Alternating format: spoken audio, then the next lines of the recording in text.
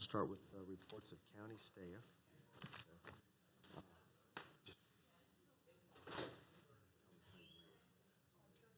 I've never been in here yet. This is nice.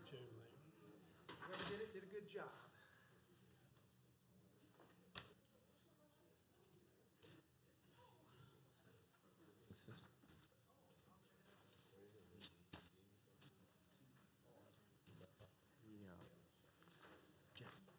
I didn't know he found somebody to do it. It's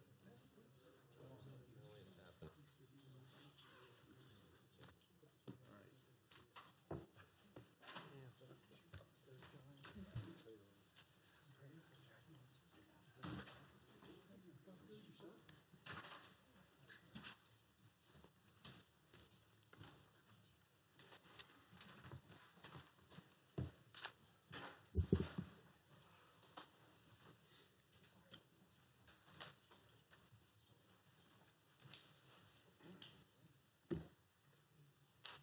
Oh, I see it there. It's in there.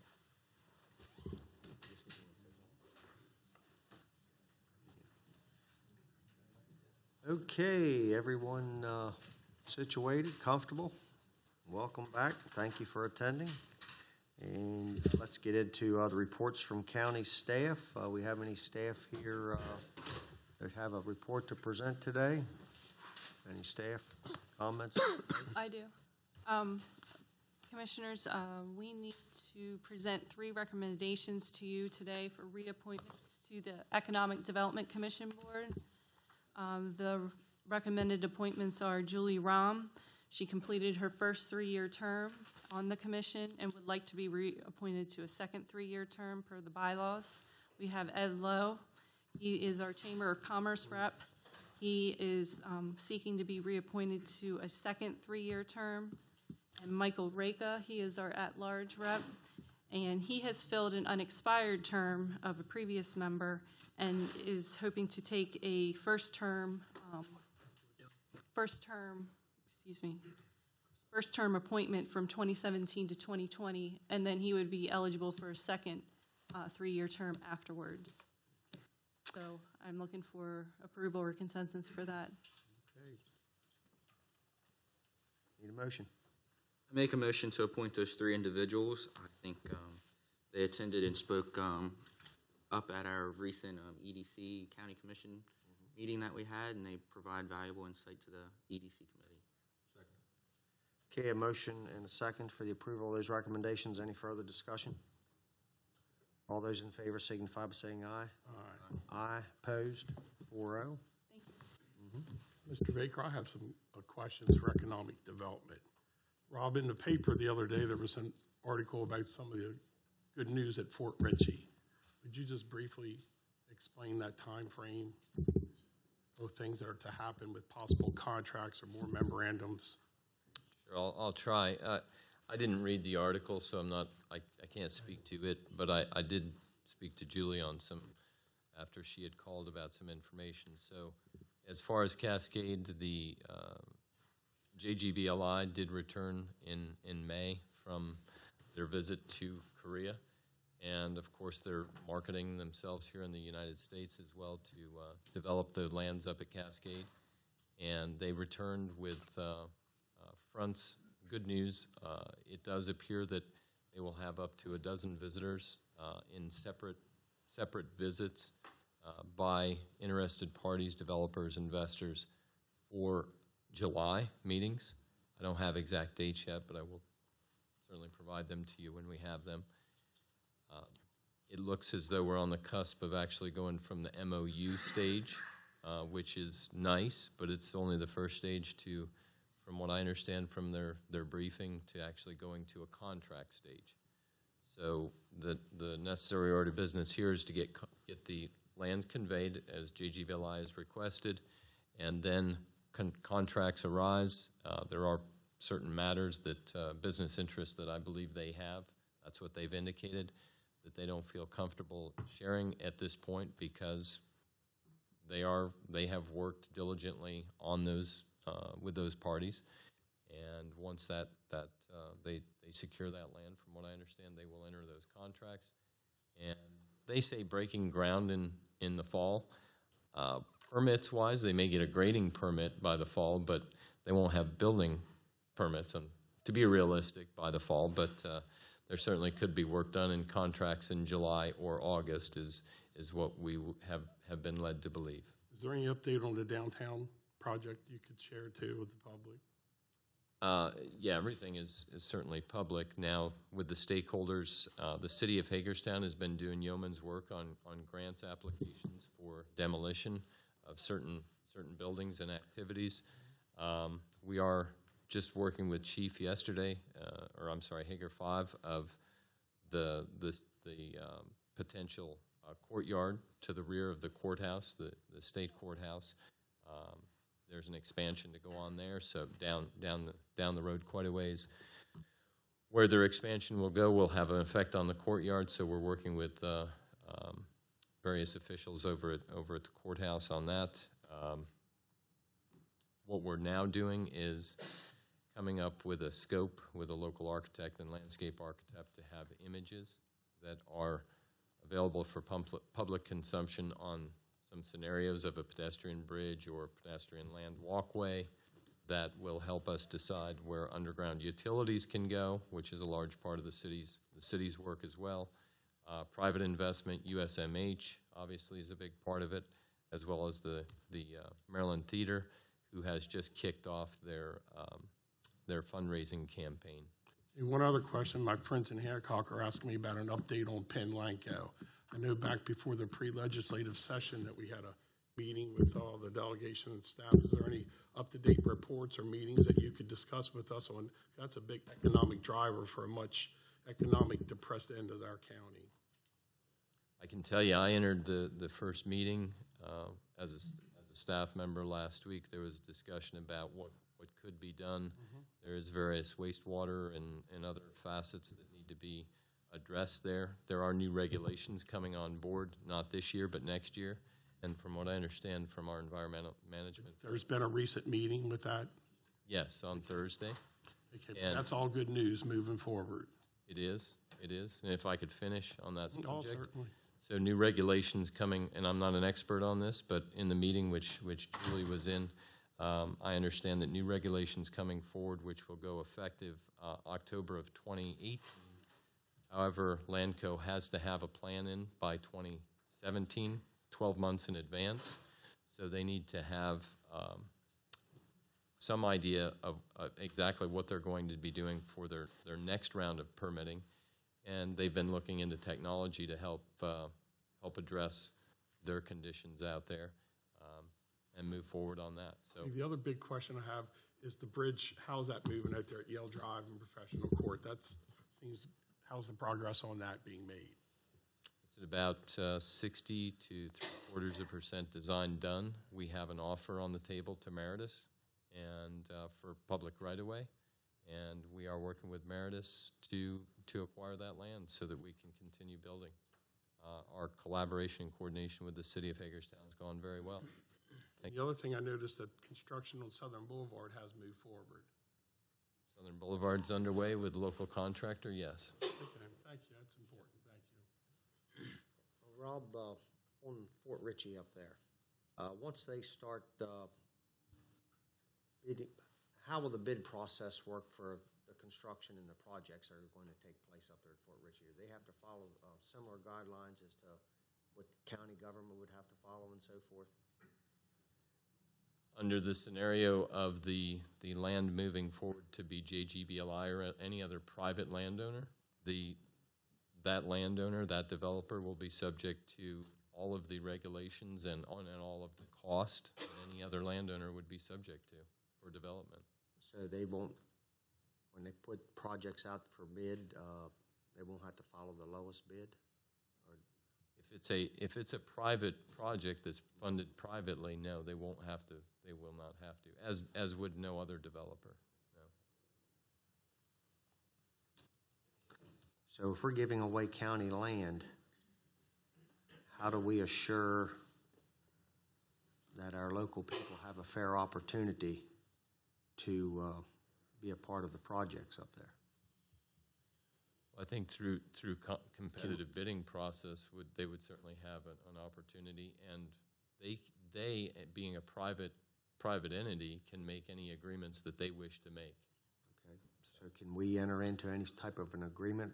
I don't know if our previous agreements have already answered any of those questions or not, but if we're going to give land, how do we have some say as to make sure we give our local contractors preference, meaning Washington County contractors?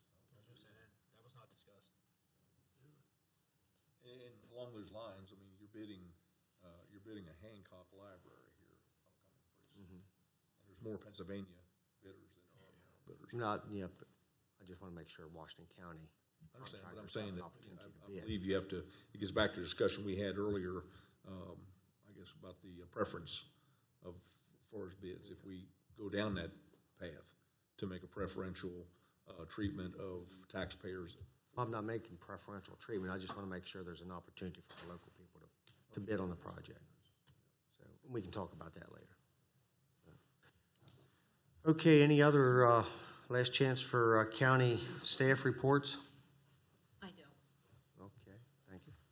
I have the Social Service Board has requested the appointment of Philip Kelly for a second 3-year term through June 30th of 2020. I have Melissa Rabel to serve a first 3-year term from July 1st, 2017 through June 30th of 2020, and Carol Costello to serve a first 3-year term from July 1st through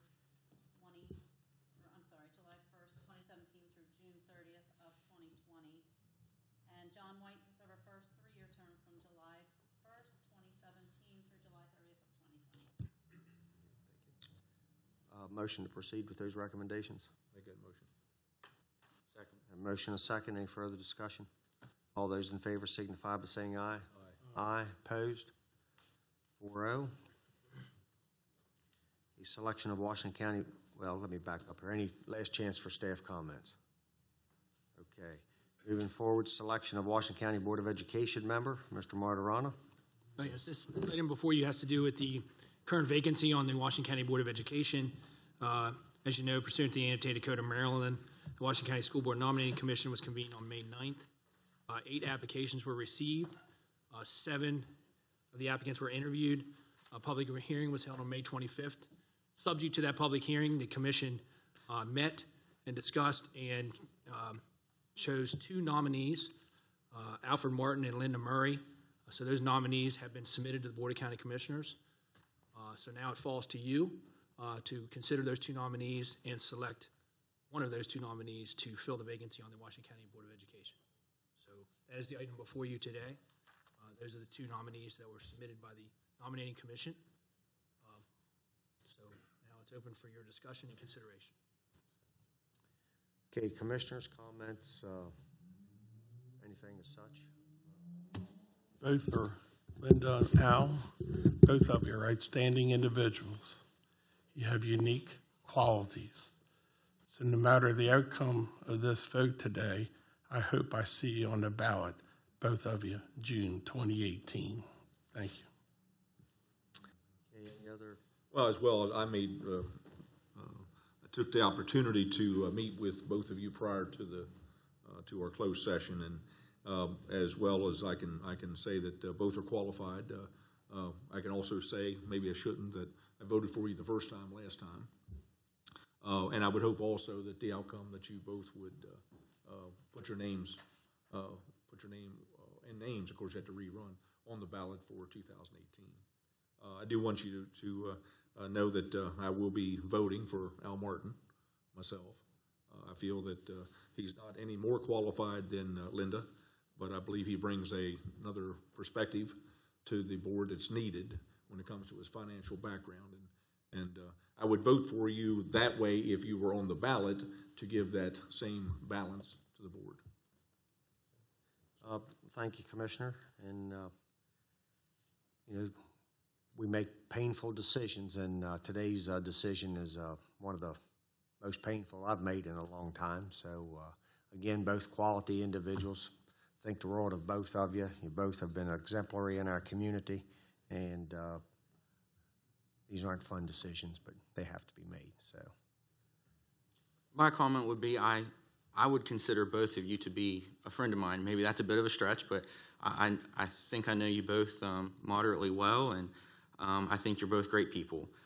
Let me back up a little bit. First of all, thanks to Jerry for chairing our committee and all of the committee members who served to come together to make that difficult process. I really didn't think that you guys could get it done in that short time frame that you were allotted, but lo and behold, you did. And I know you had recognized county staff, and again, thanks to our county staff who were involved in that. I think our attorneys, some other folks were, and so thank you for going through that as well. But I think you're both outstanding people, and the committee did a fine job at giving us a hard decision. Okay, I guess it gets down to someone's going to make a motion. I can't make a motion. So we have to make a decision here now, and let's... Mr. Baker, it'd be my motion to accept Linda Murray as the candidate. I would second that. And may I comment? Sure. Well, we have a motion and a second. There's a motion and a second, so now you can comment. Now we have further discussion. I can comment. You know, I've been through a very similar process myself twice, actually, and I've come out on both ends. First time around, I wasn't successful. The second time around, I was. And so I kind of maybe am in a unique position to understand what both of you feel right now. My suggestion would be maybe to the school board, and maybe this is something that already exists, if there is a financial advisory committee. I don't know if you have one, if you appoint members of the public or not, but I think Al would be a great person to serve on such a committee and for him to have a part in the school board.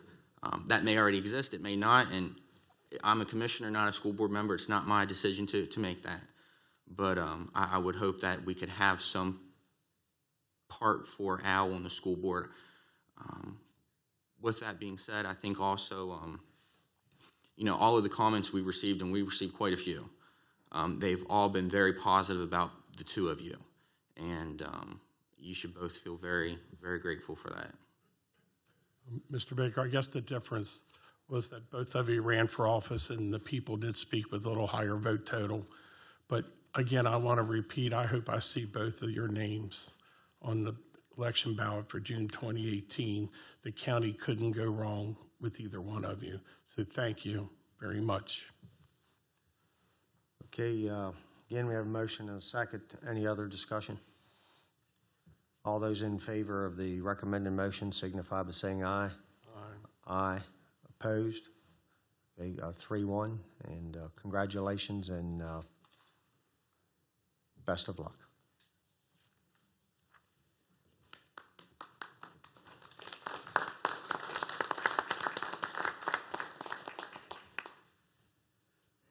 Okay,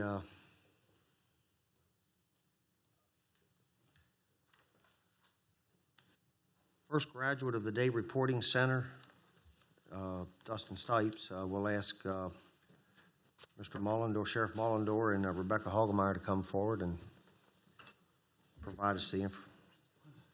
I'd like to bring Congratulatory. Also want to recognize that we have with us today Phil from Potomac Case Management and Corey Lobley, his attorney.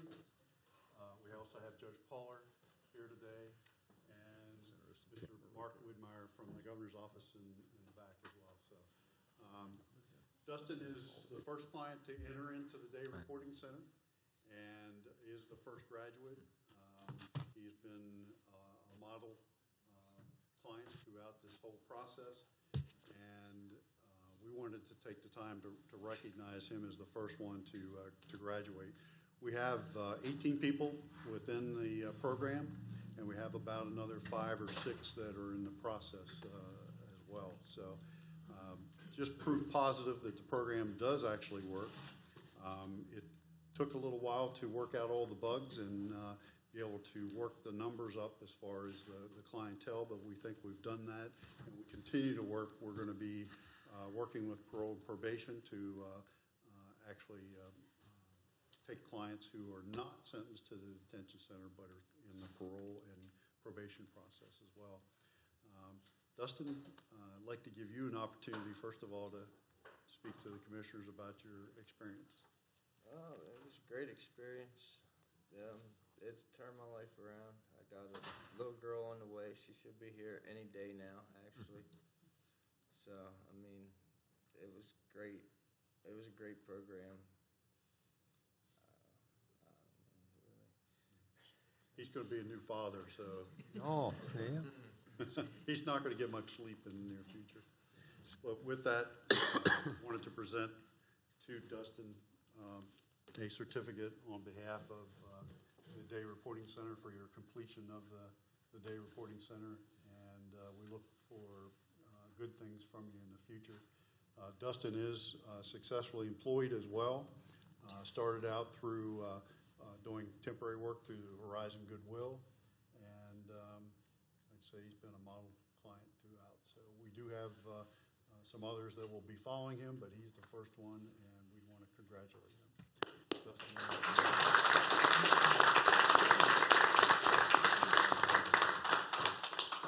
Sheriff, just a couple of questions. Now, once he's graduated, There is aftercare Okay. As part of that. What happens now is his attorney will actually apply to the court for modification of sentencing, and then he will be on an aftercare program to continue that success for a period of time. So, Mr. Stipes, congratulations.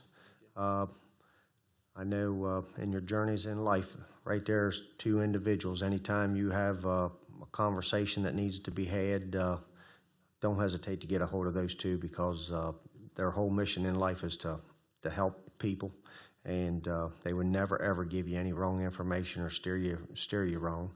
And just want to say on behalf of the county commissioners and myself, congratulations.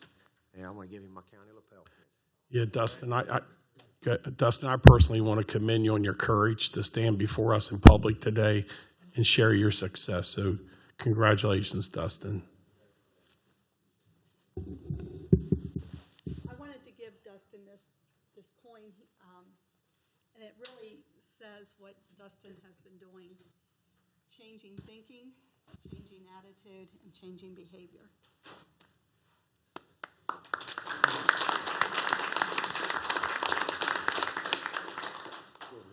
Okay, also with us today is Mark Widmeyer. He's the governor's intergovernmental affairs representative for Western Maryland, and he also would like to have a moment to say a few nice things. I bring you greetings from the governor, and I don't speak for him, but I speak with him in the chance that we appreciate the efforts of the sheriff and all the people at the Day Reporting Center. We know he knows how important that is, and he is fully behind the projects in all the counties to fight this problem that we have.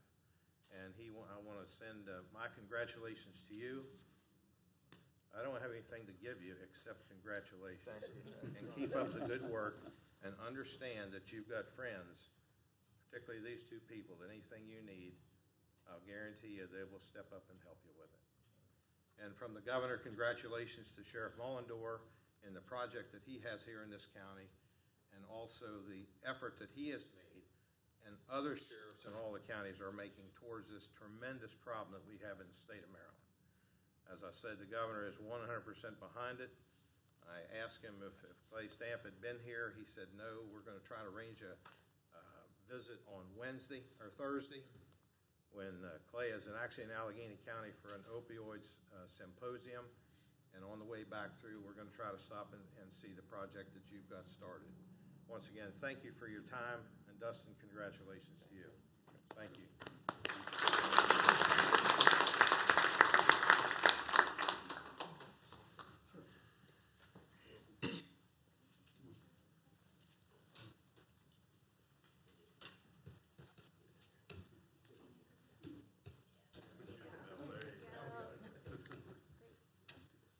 Hold that certificate up. There we go. Thank you.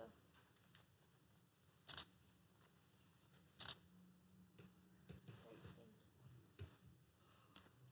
thank you. Thanks. Thank you, Mr. Widmeyer. Have a good day.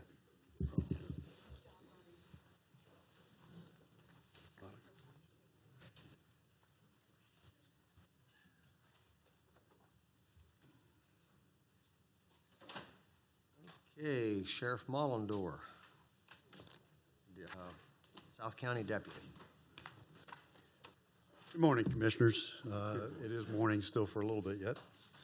I was approached by Commissioner Kiefer regarding the interest for a South County deputy, and that's why I'm here before you today. I believe the towns of Sharpsburg and Keatsville have expressed interest in having such a deputy.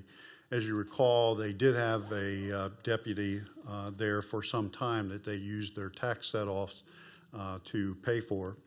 And when that went away, obviously that program went away as well. It's a matter of how much time, they want to commit to this person, whether they want them for 20 hours, 30 hours, however many, and what kind of sharing would occur. That person can also be used to supplement the Cascade area, or if there's sharing by other entities. The only thing I pointed out to the Commissioner is, you have to consider travel time as part of that during that time period as well. So I calculated the exact cost for the first year of such a program, which would include the uniforms, equipment, and a vehicle. The salaries and benefits comes down to $62,787. With the entire program, with the vehicle and uniforms and equipment, it's $124,299. That would be for the first year costs, and then subsequently it would be the $62,786 on that. Do you mind if I provide a little bit of background information? Let me ask a question first. You had mentioned travel. Yes. What was the travel cost? Who incurs that cost, the municipality or the county? Well, it depends, Commissioner. That hasn't been established yet. And the travel is just the travel between the towns. So in other words, let's say the Cascade and the South County would want to share that. It would be the travel from the South County area up to Cascade that would not be covered as far as any particular time. It would be reduced to 40 hours availability. The only thing I would say with the tax set-off being reduced, the county commissioners, I think it was 2009, reduced taxes to each municipality 12.5 cents based on duplication of services to Hagerstown. And each of the other municipalities shared in that, even though they didn't have the exact amount of minutes of duplicate service.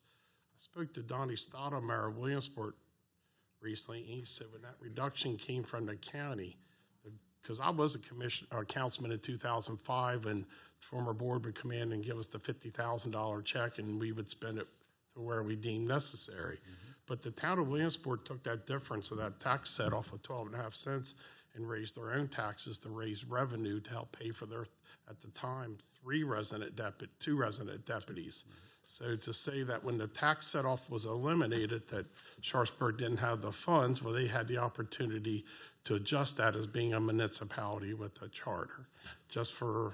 Well, and I agree with that. However, I want to point out, too, that their tax set-off was very minimal at that and time. that's because of the size of the town. And exactly. The person or the town...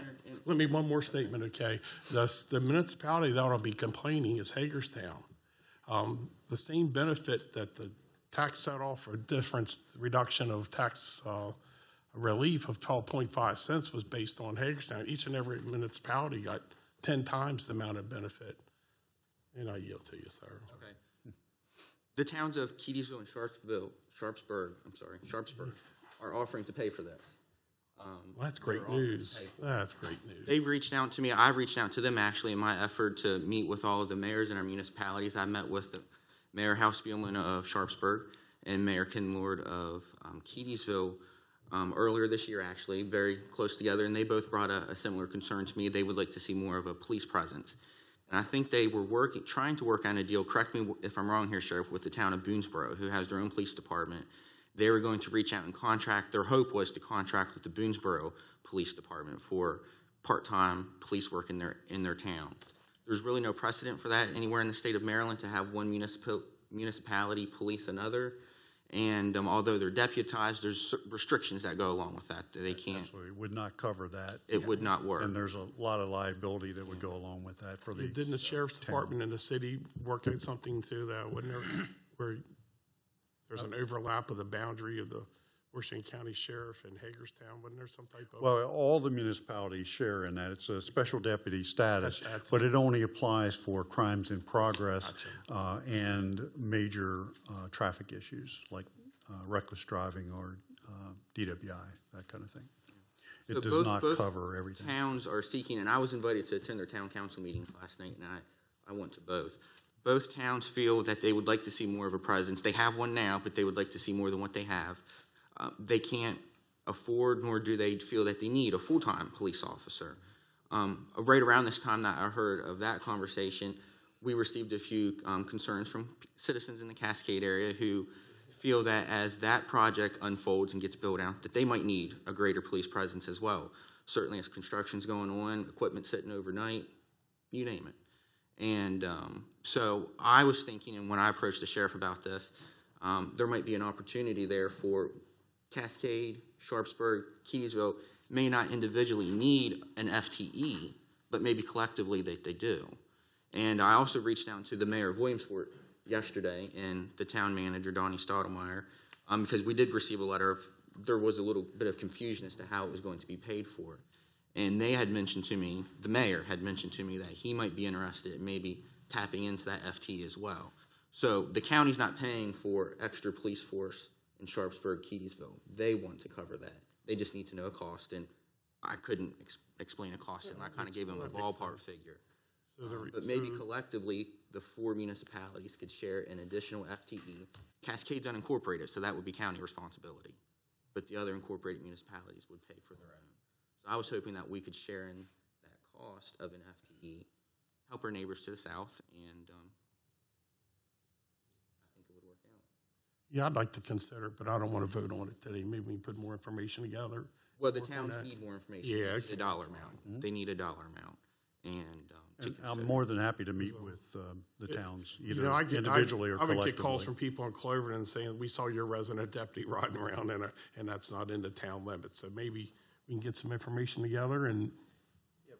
So I do have a question. So if you have one full-time additional sheriff, that one person will he be, that one particular person that you hire for that position, will they be responsible for all 3 of those areas as it's currently presented, or do you still break that up among other? No, it would be for those areas, depending on, again, what percentage of time they wanted. So in other words, if Sharpsburg wanted 20 hours, Williamsport wanted 10, and Keysville wanted 10. how about our friends from Clear Spring, since I see someone from Clear Spring nodding their head. The only thing I want to point out is you're talking about one person. You're talking 40 hours plus the travel time in between. So you court have to time. take that into consideration Going as well. and Court appearances, correct? Yes, if there's an arrest, they're going to not be there, but that's typical anyway. It won't be at a reduced rate. It'll be whatever the actual cost. That's correct. So break it down per hour, however you do it, for each municipality that wants to contribute. That's correct. Through our Now- billable system. I'm sorry? It'd go through our billable system. Yes, just like we do with Williamsport currently. Okay, so then you'll get some information together and bring it back to us.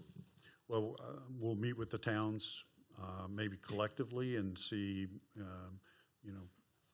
who has expressed interest, and, maybe it ends up being more than one person. I've depending always on- heard Sharpsburg wanted a speed camera. Now, what does that entail with a deputy to review the evidence, so to speak? With the speed camera, if you look at the transportation article, motor vehicle law, in order to put a speed camera within the town limits, and both Sharpsburg and Williamsport have schools within their jurisdiction. The county has to give them the option of either adopting their own ordinance and running their own program, or piggybacking onto the county, and the county negotiate whatever benefit is derived Be a of it. review of an officer Well, there's actually two by law. There's one officer required to review the citations, and then there's an administrator of the program that's required by law as well.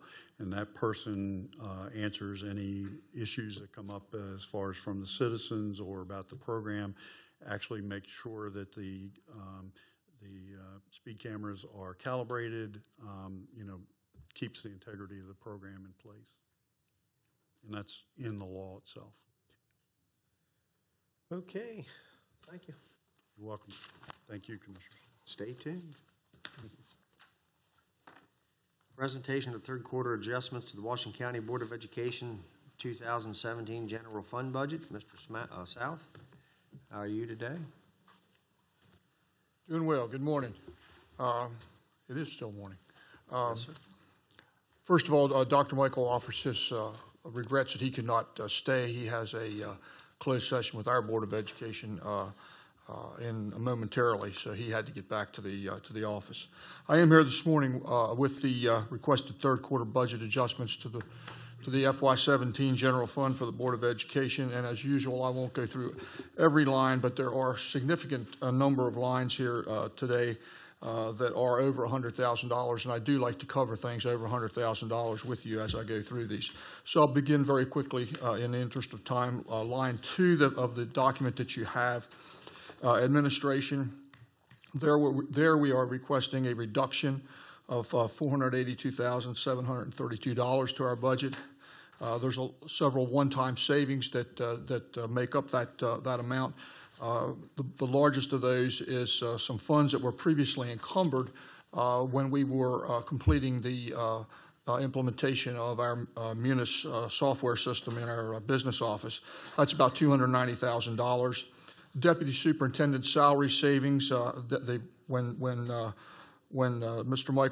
Michael was promoted to the interim superintendent position, we have not backfilled the deputy superintendent position yet. Savings there this year are about $48,000.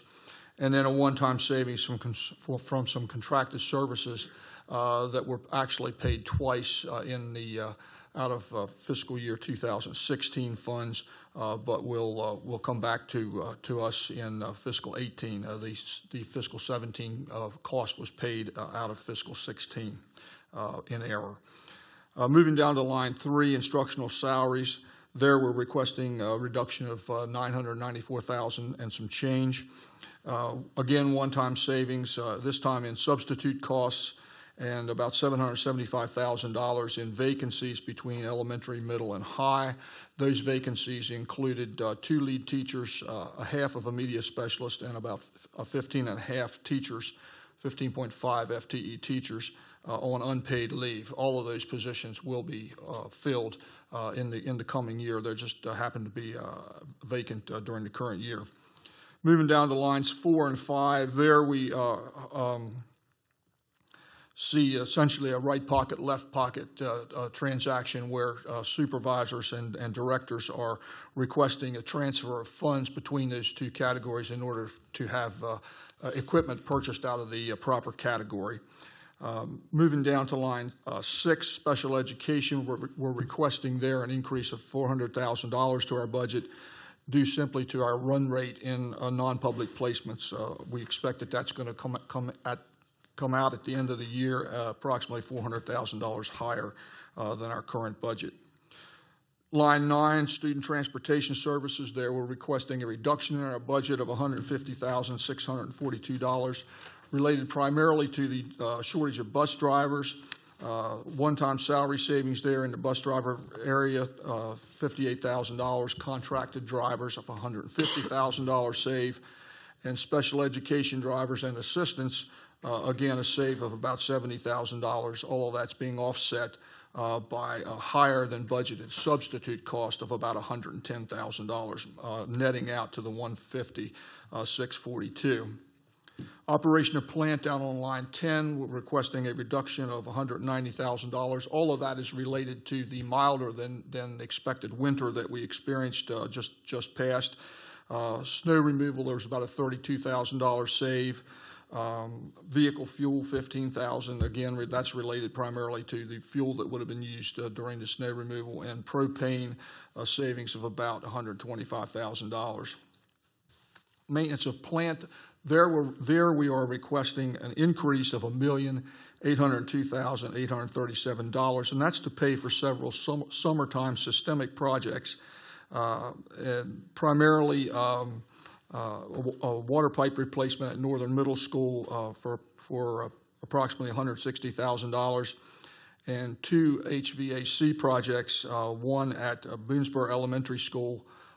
This would be an ad alternate that we had previously were unable to accept because we had the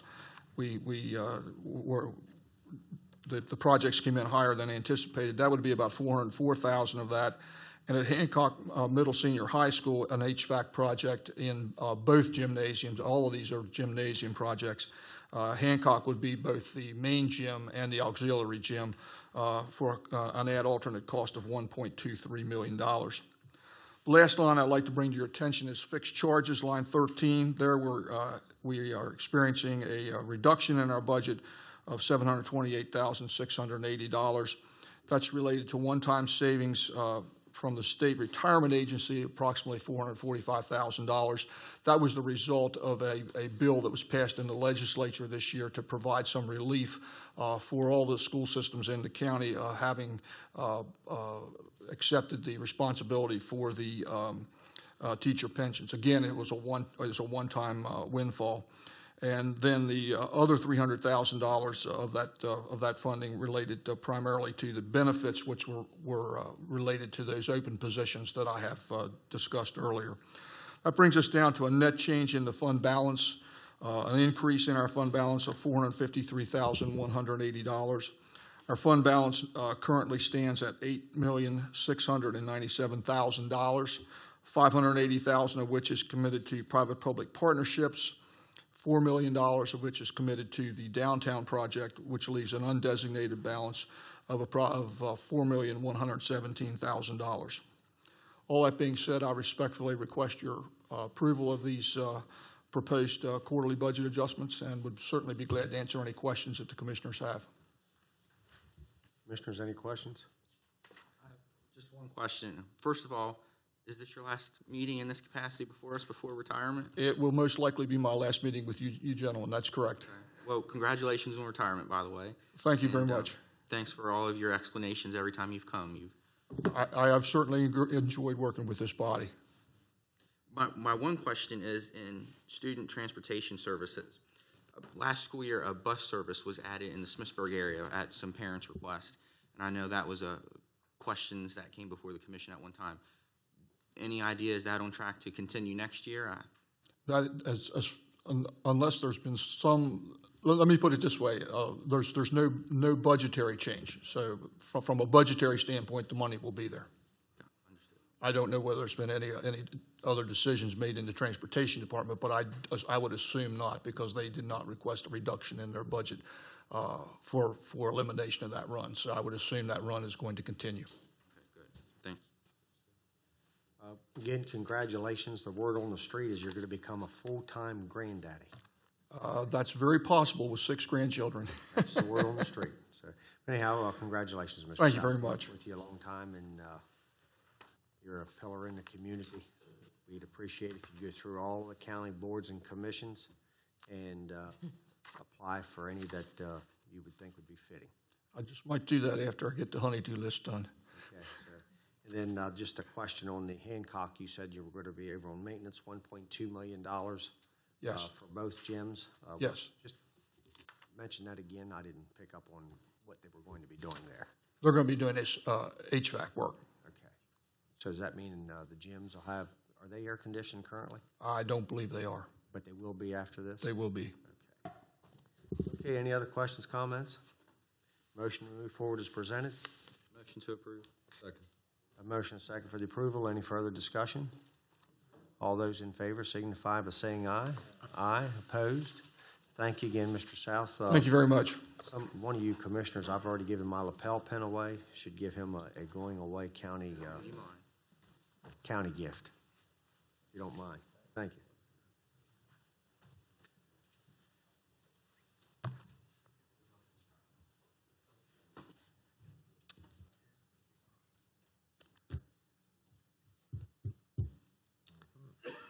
Thank you. Thank you. Revisions to the tip jar regulations of the Office of Community Grant Management. Amendments, Mr. Hovis. How are you today? Fine. Good afternoon, Commissioners. Commissioners, Jim Hovis, Director of Washington County Office of Community Grant Management. With me today is Laura Remy, the Administrative Assistant for the office, who is also responsible for the day-to-day operations of our charitable gaming program. Commissioners, we're here today seeking revisions to the tip jar regulations, which will actually allow the regulations to comport to the approved budget for the department. So the Office of Community Grant Management, in consultation with Budget and Finance, identified a need to increase the cost of Washington County gaming sticker from $2 to $3 per two-part sticker. This increase is necessary to offset the increase in administrative expenses directly associated with the management of the charitable gaming program. The increase will also allow the program to remain self-supported with revenues generated only by those individuals or businesses that choose to participate in the program. With sales projected to decrease in 2018, this will result in an additional increase in administrative revenues of $40,000, approximately $40,000, depending on the economic conditions. The current fee of $2 per sticker has been in effect since 2011, and that was only the first increase for 5 years prior to that. So we very rarely, and only when absolutely necessary, do we even consider raising our fees for the charitable gaming program. Now, the program is dependent on revenues collected in the form of fees to pay for the administrative expenses of the program to prevent the debiting of the Washington County Gaming Fund. Since the last sticker fee increase in 2011, operating expenses have increased and total sticker sales have decreased, which has created a budget deficit. Now, these sticker sales have decreased primarily due to the fact that the wholesalers are selling larger count tip jar packets, which each ticket's worth $1. They're still selling the same amount. They're still generating the same amount of revenues, but they're putting more tickets in a packet. And that we only get one sticker per packet. So let's say a tip jar used to on average, have 200 tickets per packet. We get the price of one sticker, $2. Now that those averages have increased considerably, where maybe now the average is 300 tickets per packet. So even though they're getting $300 in revenue generated, we still are only collecting that $2 sticker. And in some cases, we have 6,000 and 7,000 ticket packets out there. So while the business's revenues are increasing, our sales of stickers and administrative revenues are decreasing due to the size of the jars that are being sold. Who's increasing? You just mentioned the word increasing. While the operators' gross revenues are increasing due to the size of the jars, our revenues due to sticker sales are decreasing because of the size of the jars. So increasing per jar or increasing as a business? Per jar. So it doesn't necessarily mean that the business is getting an increase in revenues. Yes, it should. Yes, absolutely. If their revenues are increasing, the business's revenues are increasing because they are selling more tickets per jar. Okay. I understand all that. Yeah, and ours are decreasing because we put one sticker goes on a jar if we have 50 tickets in it or we have 3,000 tickets in it. We still only get that one sticker sales per jar.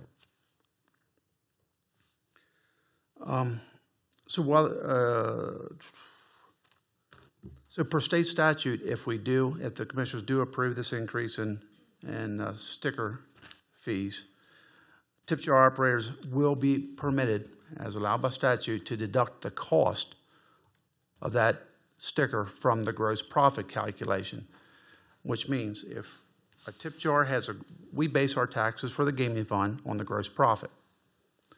If that tip jar has a gross profit of $100 and the sticker fee is $3, we will deduct that $3 from that $100 gross profit and we will only tax them on $97. So they do get that reduction in a gross profit, so it's not double taxation. I think when Commissioner Myers was in the legislature years ago, they made that revision to the statute, which allowed the operators to deduct the cost of that sticker.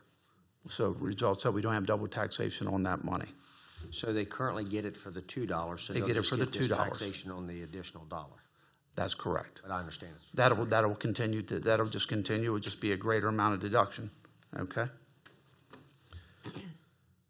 The requirement will result in a reduction, now the requirement would, the raising the sticker fees will also cause a reduction in the amount of gaming taxes collected, because if we are deducting another dollar from the tax calculation, of course, we are going to collect a dollar less on the gaming fund revenues, and those are the monies that go to the nonprofits and fire and rescue. So if we do approve this increase, the gaming funds collected will be reduced by approximately $10,000. The only alternative to this sticker fee is to debit the gaming fund for the entire cost of the administrative expenses, which would be $40,000. Okay, so if we don't increase these sticker fees, the county, by statute, will take those administrative expenses from the gaming funds collected, which will result in less money going to fire and rescue and charities.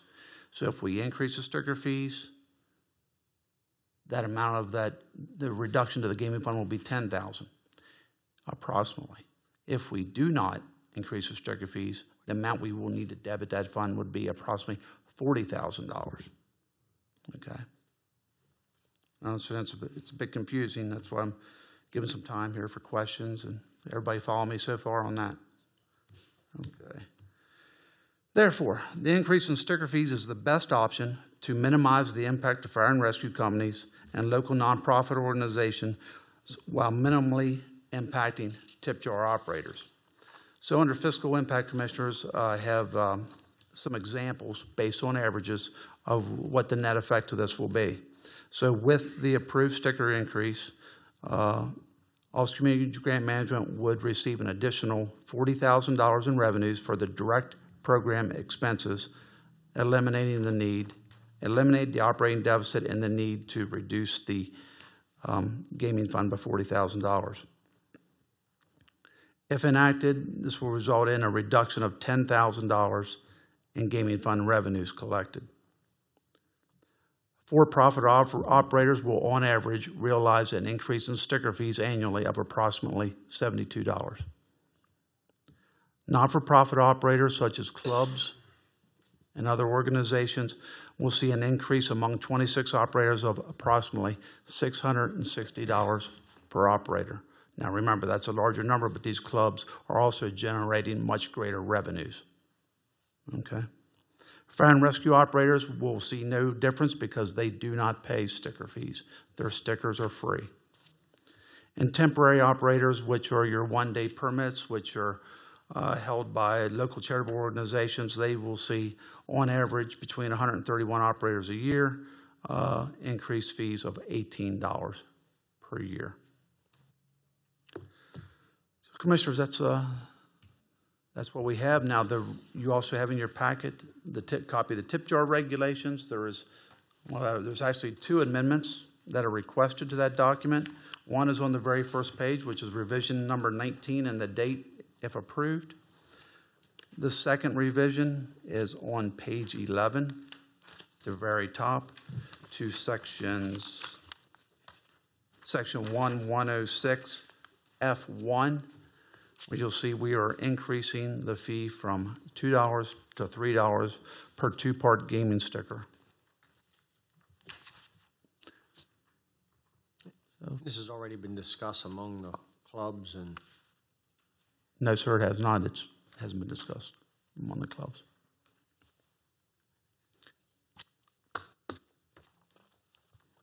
So they don't have any input in the say on. They would have input if they would like to, but I haven't received any input since it was published. But they were notified? It was published. They won't be notified until action is taken. We didn't want to notify them of the increase until the action was taken. No, what we meant is for input. I'm sorry? For input, how they feel about it. Obviously, they're not going to feel good about it. Well, if you remember back when we actually changed the legislation, I know the Restaurant and Beverage Association position was if we can deduct the cost of the sticker from the gross profit calculations, We don't care what you charge for the sticker. I think that was a quote from the president at the time. But here's the bottom line for me. Yes, sir. We cannot afford to take away from fire and rescue. I agree. Okay, but we still have to operate. And sometimes, no matter what it is, it costs more money. And I just think that it's just disagree with it's it. really a no-brainer, and obviously it only falls back on the operators. And to Mr. Hovis's remarks, I mean, it's they're actually finding a way to get around. Probably what should be done is a different formula of the sticker. The sticker should be based on the number of tickets that can be sold. So now they've already done that by having a higher number of stickers in the That's correct. the till. So I don't see how they can argue.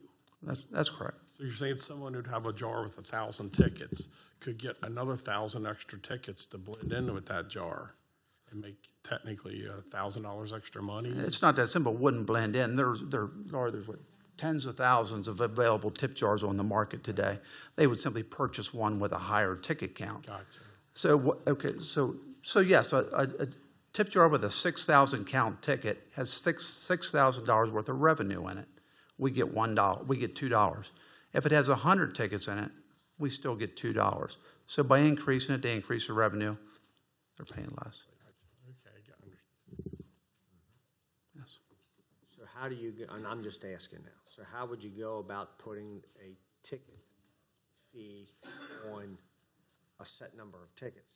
So We would have to look into that, the viability of that, Commissioner. I really can't give you an answer how that would work, what the proper number would be, but that would be something we could consider in the future. Okay, any other questions, comments, Commissioners? Okay, a motion. I think the problem right now at hand is we have to adjust accordingly to the way the law is written today. Right. And if we had a floating scale, you'd have to go back to the legislature. That's correct. And if it's so many dollars for up to 300 tickets or so many dollars more up to 1,000 tickets, I think that's something that Jim and them could take back for further consideration on the state level. Can I make a comment here?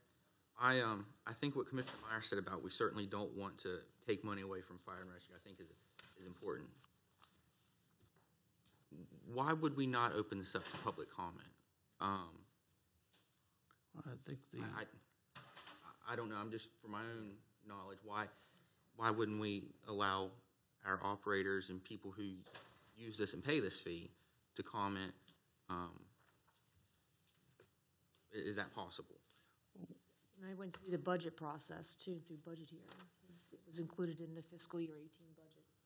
Yeah, but how would the businesses? I don't think it requires a public hearing. It's just a fee. It's just a fee. It's just a fee increase. I would, this is just me, I'm not interested in taking money from fire companies. I think, you know my history, I'm supportive of fire companies and emergency services in Washington County, but I do think, just for me, I would appreciate it if the businesses that are selling the tip jar tickets could have some input. That's just me, though. I can't speak for I would like another week, maybe. I can count on one hand how many times I played a tip jar, and I'm not that familiar with how they work. So I would like a little bit of time just to. It's a lot of fun if I remember the last time, there might have been some outcry. I'm sorry? I can't remember, but I think back, as you said, 2011, yes, correct. I believe there was a lot of opposition out there and some outcry. There was not opposition to because there was opposition at the legislative level. I remember receiving emails from businesses too, but I can't. Yes, and that was when there was a effort by then, I'm trying to think, Senator, in 2011, it would have been Senator Shank, correct? With the Restaurant Beverage Association to enact to allow them to deduct the cost of the sticker from the gross profit. Because that occurred prior to the sticker fee increase, there was no opposition at the county level from the Washington County Restaurant and Beverage Association. There was zero at the county level. There was an effort at the state level to get the law changed. That occurred. But then at the county level, there was no opposition. So you're saying you feel there was an opportunity to express concern at some point? There was there was an opportunity in 2011 because it's within the commissioner's authority, and this program is operated on the premise and on the excellent premise that this is a self-supported program, not supported by taxpayer dollars for so many years. And because we rarely increase the sticker fees, it's necessary this year. So we wanted to continue that assertion to the state, to our residents who maybe don't support this type of activity. So if we do nothing, we lose money next year because we're receiving less money, but we're still putting our normal output out to. That's correct. That's correct, and we would. Distribute to the nonprofits. That's correct. And the other part is the operators have already received a benefit because the manufacturers increased the size of the tin drawers themselves. That's correct. So this is just a adjustment on the other side to make the solvency of the operation. They're selling more and receiving more, and they can surely afford $1. But we're deducting that cost from the gross profit. And we're deducting that cost from their gross profit tax calculations. I can agree with that. I understand. Okay, any further discussion? Need a motion here for the recommended motion. I'll make a motion we proceed with the offer of the proposal from 2 to 3. Second. Okay, we have a motion and a second for the recommended motion. Any further discussion? All those in favor signify by saying aye. Aye. Opposed? 4-0. Thank you. Thank you, Commissioner.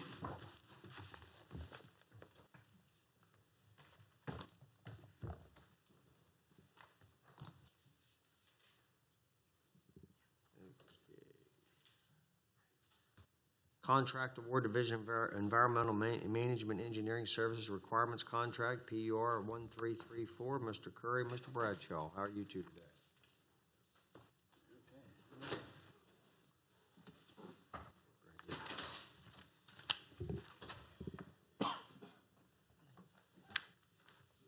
The subject before you is Contract Award PUR 1334, Division of Environmental Management Engineering Service Requirements Contract.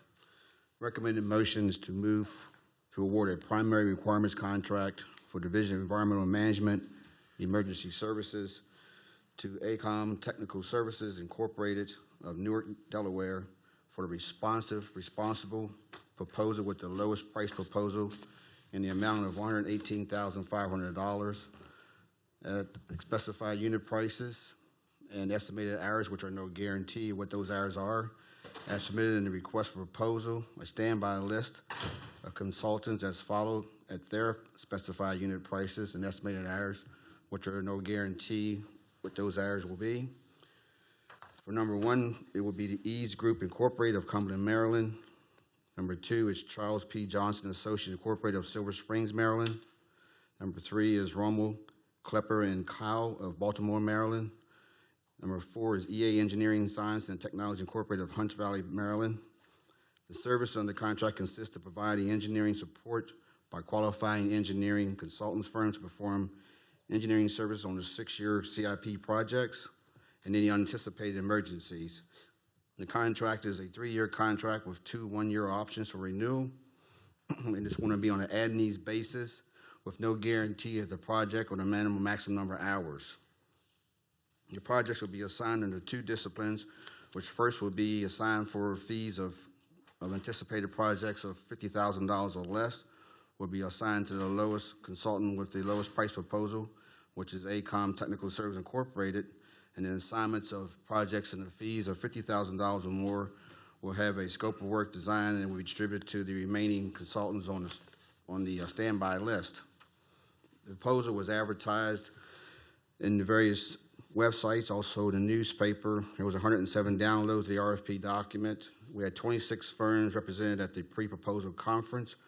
There was 5 proposals received, and after evaluation, qualification, experience of the 5 proposals, the committee selected the consultant firms that are before you, and funds are budgeted in various CIP budgets for the various services. And also you have a bid tab proposal sheet of all the prices that were submitted. Any questions, commissioners? Motion to move forward with the recommended motion. I'll make a motion to move forward. Motion is second to move forward. Any further discussion? All those in favor signify by saying aye. Aye. Opposed? 4-0. Thank you. Thank you. Okay, rejection of bids, transfer station safety upgrades. Mr. Curry, Mr. Mason. So before is rejection of the bids for PUR 1347, transfer station safety upgrades. Recommended motion is in the best interest of the county to reject the bids because the bids came in over the budget amount. The invitation to bid was advertised on local newspaper and the various websites. There were 2 bids received. The project would have been installing 3-strand cable, medium barriers in front of the trash bins at the various transfer stations listed in the ARF. Because of the project is over budget, the department is recommending that they will try to use in-house labor to do the project. And we have the bid tab matrix from the various companies in concurrence with the Division Director of Environmental Management. Okay, any questions from the commissioners? Okay, and then this is a rejection, so we have any comments? If not, need a motion to move forward. I move to reject the bids. Second. Okay, we have a motion and a second to reject the bids. Any further discussion? All those in favor signify by saying aye. Aye. Opposed? 4-0. Thank you.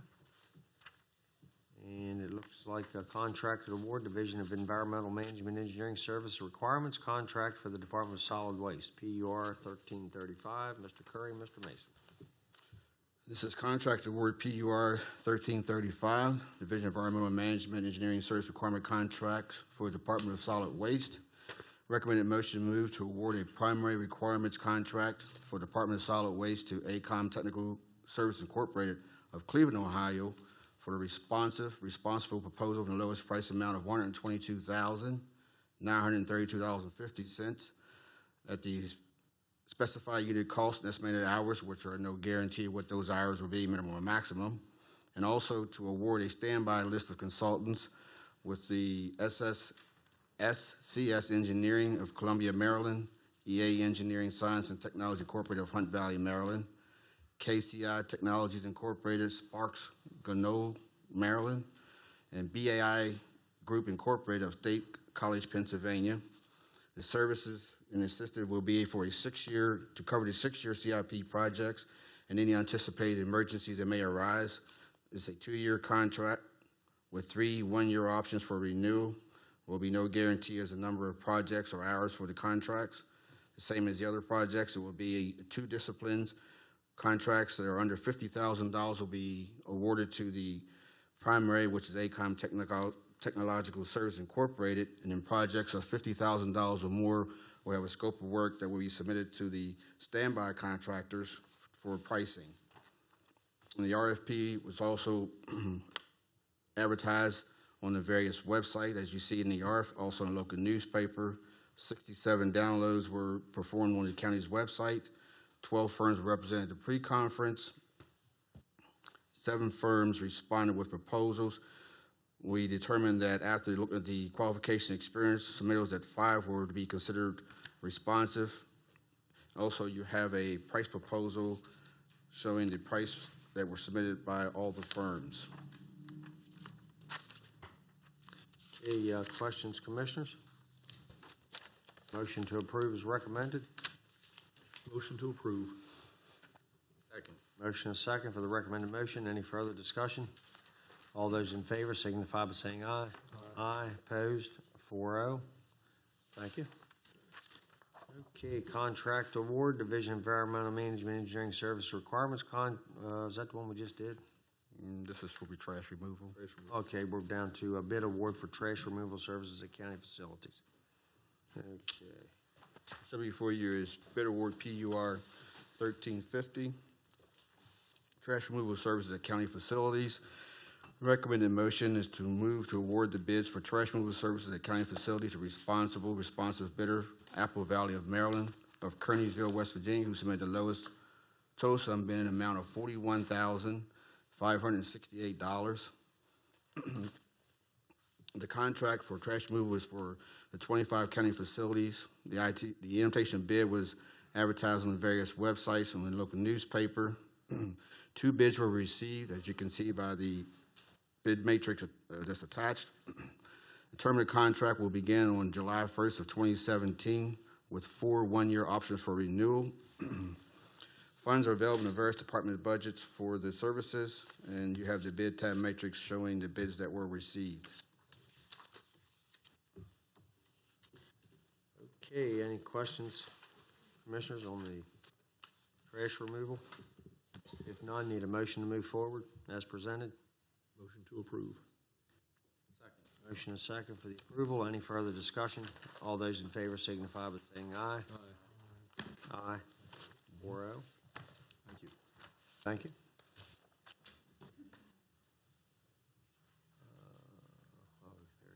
Okay, relief without prejudice for contract award, bid award, PUR 1342, fire service performance testing, inspection of fire hoses, fire pumps, ground ladders, and aerial devices. Mr. Curry, Mr. Hayes, and or Mr. Anderson, Mr. Hart. Take your pick. Relief without prejudice from the contract award of bid award PUR 1342, fire service performance testing, inspection of fire hoses, fire pumps, ground ladders, and aerial devices. Recommended motion is to relieve from the contract awarded made on May 9th of 2017 without prejudice, fail-safe testing of Manalapan, New Jersey for option number 2 for the fire pump testing, and to award to the next responsible bidder with the lowest total sum bid price of $12,480 to Fire One Incorporated, like Dexterville Hill, Pennsylvania, contingent upon the company becoming registered with the Maryland Department of Assessment and Taxation and being in good standings. The bid was advertised on March 14th, 2017. A total of 5 bids were received. The bid contained the 2 awards options. The award options for either number 1 was the lowest bid for all services, or for option 2 to award a multiple contract to responsible bidders who submitted the total sum bid price for each group services, which is group 2A, 2B, 2C, and 2D.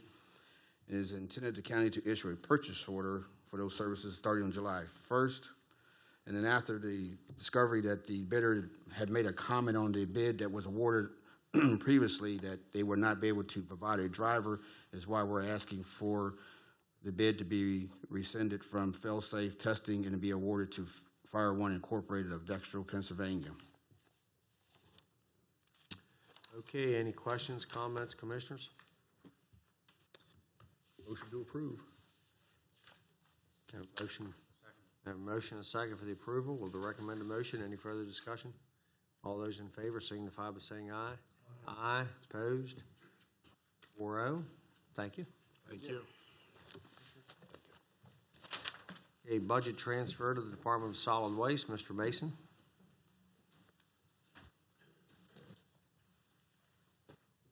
How are you today? I'm okay. This is to move to approve budget transfer of $120,000 from solid waste reserves for repair of our articulated dump truck for the Department of Solid Waste. Dump truck a few weeks ago blew an engine, also has a blown radiator, transmission issues. The work will be completed by Alban Cat of Baltimore, and this is an essential piece of equipment for our operation. We have 2 of these trucks. Both of them have about 14,000 hours of service on them, and the other one's experiencing some issues as well. So we really need to get this repaired so we can continue operations. I'm kind of surprised by how much repair is, and I would imagine this is a pretty big piece of equipment. Yes. Without knowing what it is. $120,000 for repair. How much does that piece of equipment cost if we had to buy a new one? A smaller one costs about $500,000. $500,000. Yes. When you say the old one has 14,000 hours on it, is that? That would be, if you average 25 miles an hour, you're looking at 400 to 500,000 miles if you looked at it that way. like a standard vehicle. Yeah, These are well diesel- over 400,000 miles. Diesel or gas? This is diesel. It's a articulated dump truck, almost Euclid type of a truck, if that helps you out. You know, it is a fairly large piece of equipment. It's your opinion it can be refurbished at a cost savings instead of buying new. That is the quickest way to get it back on the road, get it back functioning again. Like I said, it's essential to our operation. They do not do certified rebuild on this vehicle, which we looked into, which would make it like new. You know, where they would tear everything down, replace every mechanical piece, and put it back together. So for right now, with our budget the way it is, you know, this is our best option. And how many hours will we get out of this repair? Hopefully another 14,000. Okay, and then any questions, comments? Motion to move forward? Motion and second to move forward. Any further discussion? All those in favor signify by saying aye. Aye. Opposed? 4-0. Thank you. Thank you. Okay. Okay, the next item has been moved until a later date. Postponed, yes, sir. Okay. We'll try to bring that to you next week. Okay. And now we need a motion to adjourn.